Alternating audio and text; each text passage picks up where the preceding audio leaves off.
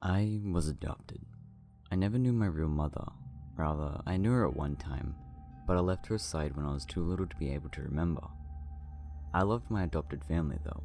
They were so kind to me. I ate well, I lived in a warm and comfortable house, and I got to stay up pretty late. Let me tell you about my family real fast. First, there's my mother. I never called her by mum or anything like that. I just called her by her first name, Janice. She didn't mind though. I called her that for so long, I don't think she even noticed. Anyhow, she was a very kind woman. I think that she is the one who recommended my adoption in the first place.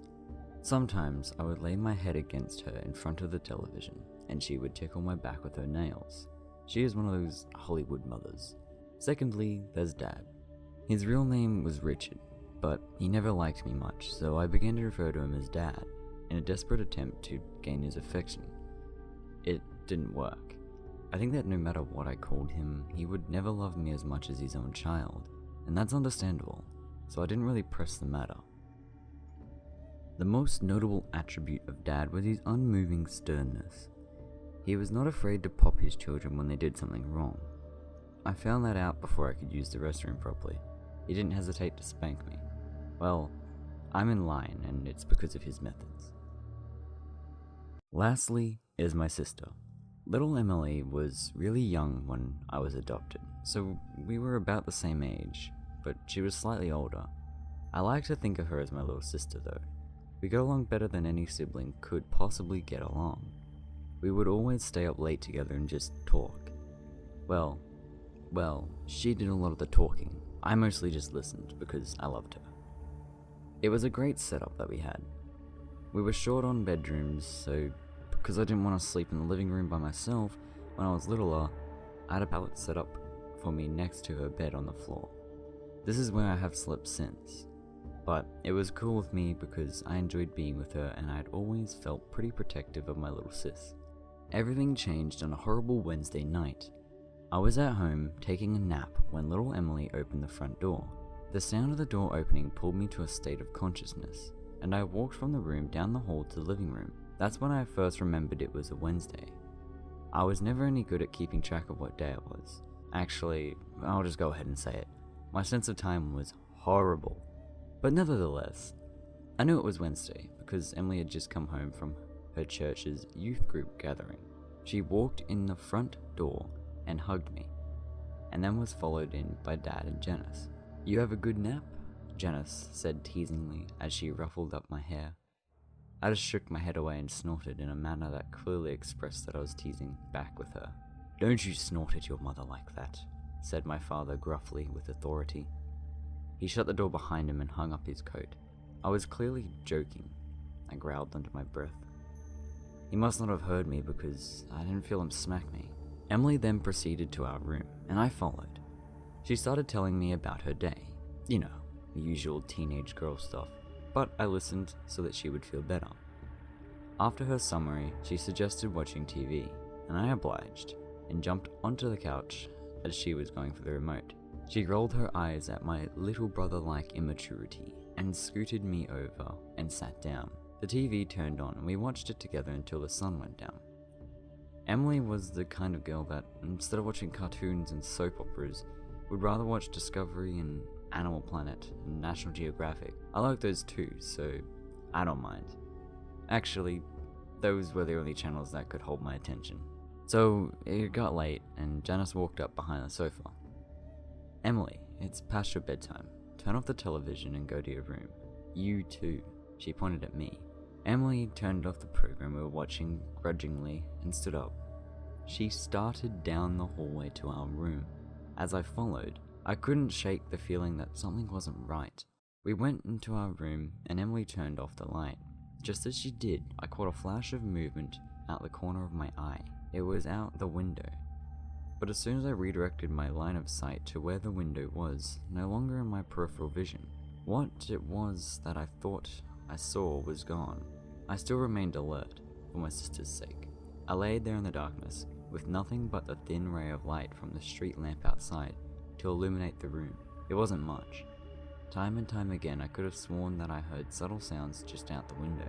A twig break, leaves crunching, clothes jostling, and all the while I could smell a faint stench of sweat and blood. I kept my eyes open most of that night. The sounds outside subsided, and the smell left my nose. I began to feel at ease, and my eyelids closed. Not long after that, I heard a very loud crash on the other side of the house. I was up in an instant. "There's someone in the house," I barked with extreme adrenaline coursing through me. "Wake up," I shrilly pleaded with Emily. She did, and as soon as I saw her sit up, I ran to my parents' room. Dad was dead. His neck was splayed open and gaping as blood spilled out of it, off the bed and onto the floor.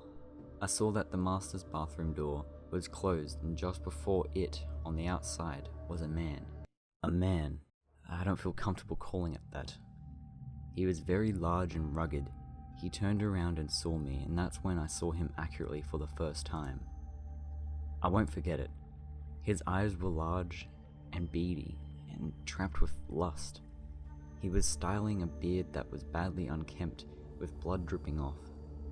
His clothes were dirty and his face was cold. Just then I noticed the same horrid smell of sweat and blood from earlier, but this time it was overwhelming. He saw me. He saw me and grinned with a set of crooked yellow teeth. That smile threw me off.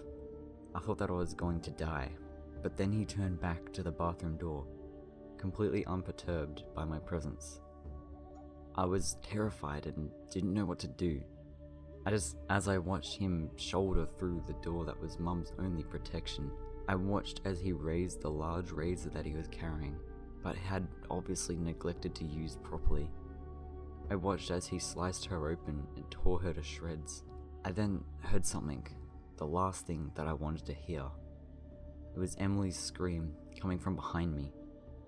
The large monstrosity looked up from my butchered mother and stared at my little sister. I was distraught. He stood up and quickly started walking towards us. My sis turned and ran, and I was at a loss when he bypassed me and went straight after her. Why was she still in the house? Had she not obsessed the situation and run? Apparently not. And now she was dead, and I was alone. I ran after them both. I expected the man to kill her as he did the rest of my family, but I was sadly mistaken.